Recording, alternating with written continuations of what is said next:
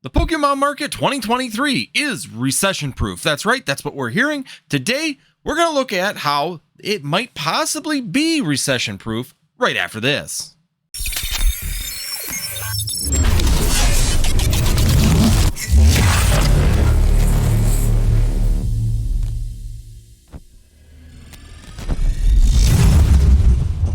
Alright guys, I'm Andy with Northwoods TCG, and today we're going to be looking at the facts of whether or not the Pokemon TCG is resistant to a recession. That's right, a lot of people like to talk about Pokemon investing in 2023, going in for your Pokemon investments and moving it forward, and of course Pokemon is recession proof because of the facts that it's been doing extremely well moving forward here in the last year. Now, is this a true statement, or is there some really big conspiracy here to try and draw more people into the hobby? Well, today we'll take a look at what we could possibly see and why there might be some validity to these statements moving forward. So first, before we do that, of course, if you're new to the channel, hit that subscribe, hit that notify, and last but not least, hit that like button. That helps us out a ton to hit that like button and move this channel right along and show us that this is a channel that you are really excited to see, and also do that for other content creators when you're watching their videos. It helps them all along and gets you to continue give you good information and good insight to what's happening in the market. Now, today we're going to go ahead and take a look at what we're looking at when it comes down to a recession-proof item.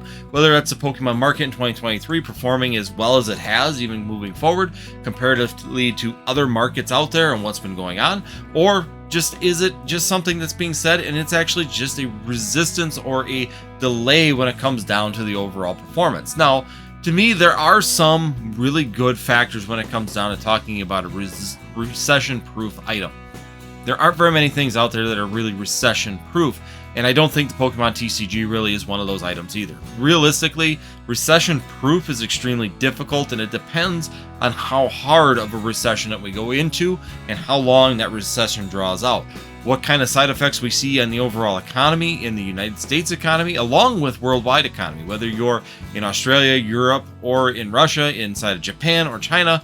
You know, United States going into an actual full-out hard recession would have just complete, total roll-down effects through many economies, not just the United States economy, which is why the U.S. economy and the U.S. government has done a fantastic job of trying not to use that word and terminology when it comes down to it, and really use some tactics to skip out of being able to say that. But without looking through all that stuff, Pokemon has been doing extremely well.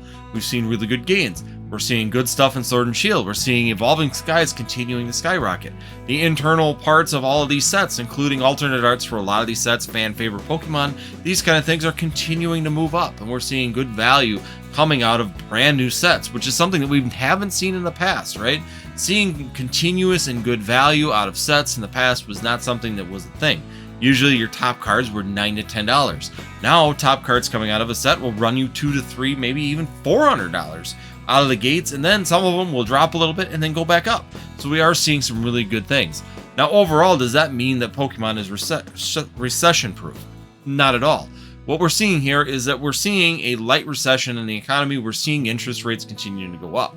And when you really look at the overall macro economy when it comes down to your Pokemon market, you're seeing what we're seeing is downward pressure pushing down on housing. We're seeing housing starting to drop. We're seeing single family homes being cut from being built. We're seeing less single family homes, but we're seeing an increase in multifamily homes, which is realistically a good thing for the economy, for builders and things like that. But that means less people are able to purchase that new home. Less people are going in and purchasing that, and probably mainly due to the interest rates that we are perfectly seeing roll out by our government currently and pushing up that overall price for your mortgages.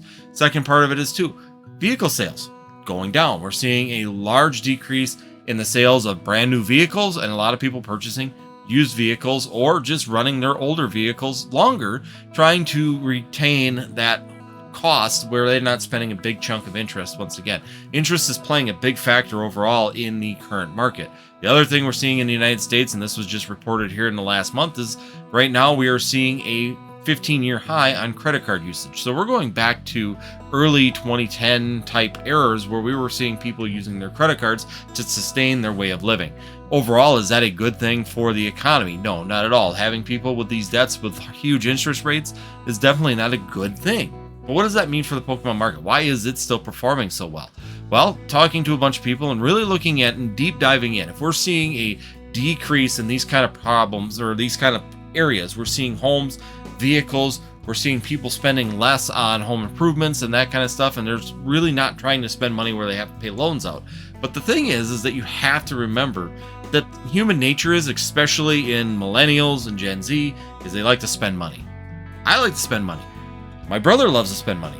You love to spend money, otherwise you wouldn't be looking at Pokemon investment. Let's just be 100% honest. It's just not something that you would be looking at if you were really scrutinizing and trying to keep your money in house. You go to the boomers, yeah, they love to save money. They're the ones that have always said, you need to have this huge savings account, even though it's not gaining me anything with any interest, but you need to keep this large sum of money in the bank because there's a rainy day fund for you. And I still do believe that you need to have a certain percentage in the banks. Of course, it's just smart business and smart for your personal well-being to have some kind of cushion for yourself when it comes down to unexpected expenses coming forward. But one thing that we do know is this, that millennials and Gen Zs love to spend money, and we have consistently seen that. Millennials are coming into the Pokemon TCG, and we've got extra money. We didn't buy the new car. We didn't buy the new home. We're buying smaller homes. We're buying, we're keeping our old cars longer than what we used to. Why? I don't want to pay interest. I'm not upgrading our family vehicle because I don't want to pay interest. I'd rather sit there and just save up money and potentially buy it in cash, maybe buy an older vehicle that's in good shape and rent it longer where I can pay for it out front and keep away from that high interest rates. My home, yeah, we were talking about doing a remodelement on our home, but hey, it's going to wait. And that's just it. That's the facts of the matter. We're starting to reduce our costs and reduce and stay away from those sales, but we still like spending money. So what are we spending money on? Pokemon. That's right. We are going through right now and continually buying items like this and putting them on the shelf to continually grow a portfolio of something. And we do love this stuff. And that's a lot of times, personally, a lot of people that are in the Pokemon hobby right now are truly investor type people or collector type people that truly enjoy the hobby. We are moving out of the era where we had a lot of people just trying to make $1 and doing whatever they could to make that $1. Now, I do like to make some income on this, and that's my ultimate goal, of course, in the investment side and my stuff that I put away for investment, is that I want to overall make money on that particular product. Now, is it overall going to happen? We don't know. As we move further and further into this macro economy to see how the United States continues to move forward, whether or not we fix our everything with a debt ceiling, and if not, I mean, I know we're getting close. I haven't heard anything signed yet as of the recording of this, but I haven't necessarily sat down and listened to the news in the last week just because I'm tired of hearing other things that are going on right now. But if we continue to move downward with all these things, eventually we are going to get to a point with even the people that didn't buy a new home, even the people that didn't buy a new vehicle, people didn't go out and buy a new four-wheeler, a new toy, a new motorized vehicle that they were going to have to pay a loan for. Yes, they have extra income because, hey, they're not paying those high interest loans and they've got more income in their family, so they're tending to go through things that are more fun. And that's what we're seeing a lot of times right now, which is where I think currently it is a little bit of a recession resilience. And it's just because of the fact that it's cheaper to go buy Pokemon cards, go pay a couple $100 and have some fun.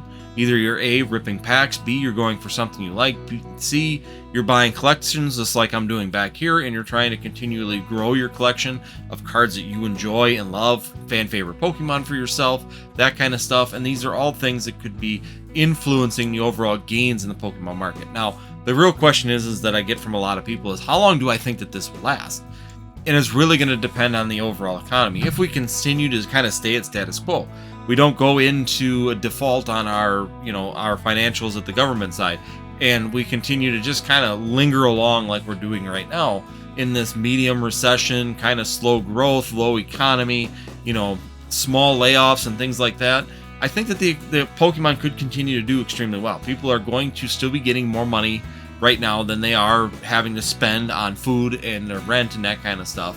And as long as there's that extra income inside the families, we're going to continue to see people purchasing Pokemon. Now, I hope that people aren't going out and buying a lot of Pokemon products on credit cards. I've heard some people do it. It's been a thing. A lot of people do it thinking that they're going to get the quick flip. But once again, I think that that's kind of starting to die out a little bit in this hobby. And we're starting to see some more well-rounded, well-thought-through plans when it comes down to the hobby.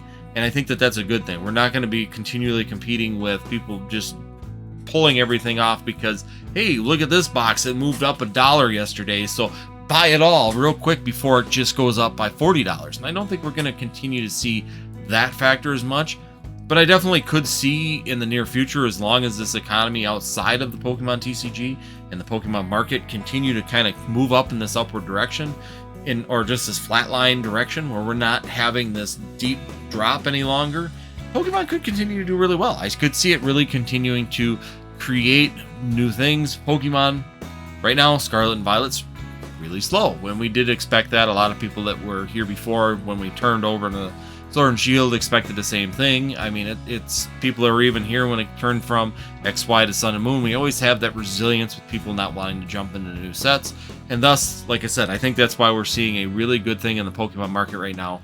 In Sun and Moon, we're seeing them go to Japanese because, hey, Japanese is the next cool thing. We're seeing some really high valued cards, and I think the people that were left in the English that were chasing that high dollar value card is now in Japanese.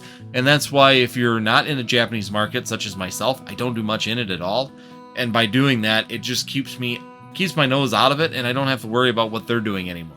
I can do my thing on the English side, and I can continue to make the plays I want. And now, instead of a play having to be done in a day or two, now we've got weeks, sometimes even months, to do certain plays in order to have some really good opportunities when it comes down to this current Pokemon market in 2023.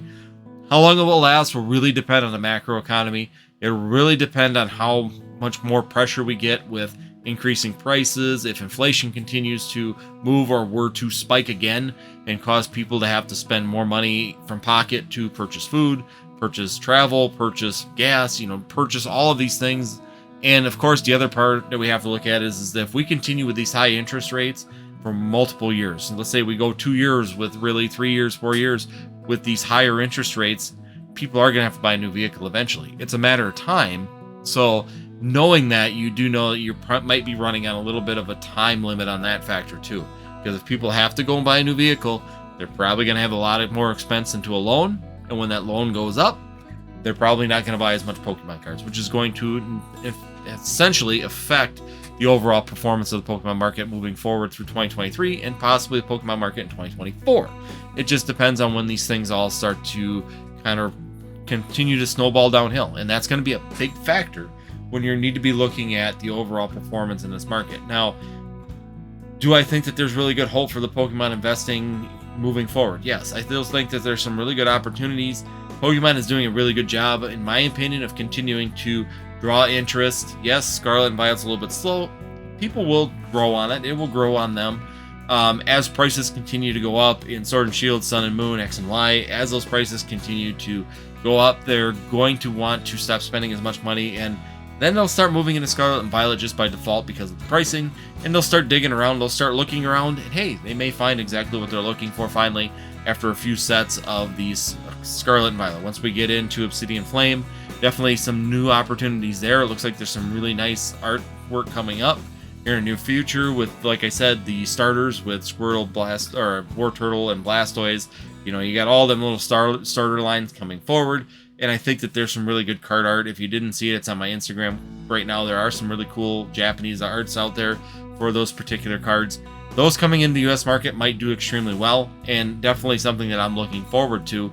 So there's definitely things coming. There's some really good opportunities, and it'll be really interesting to see how this plans out in the next 6 months to a year. I'm even curious 2-3 years down the road what we could potentially see with the raised interest rates, people eventually being forced into buying that new washing machine, being forced to purchase a new furnace. People are going to be forced to purchase a new vehicle eventually because they're either going to have huge expenses to fix a vehicle, or B, they're going to have to go and purchase a new vehicle, which then their payments will go up, which then may pull some of that money away from Pokemon. So right now, do I think Pokemon is recession-proof?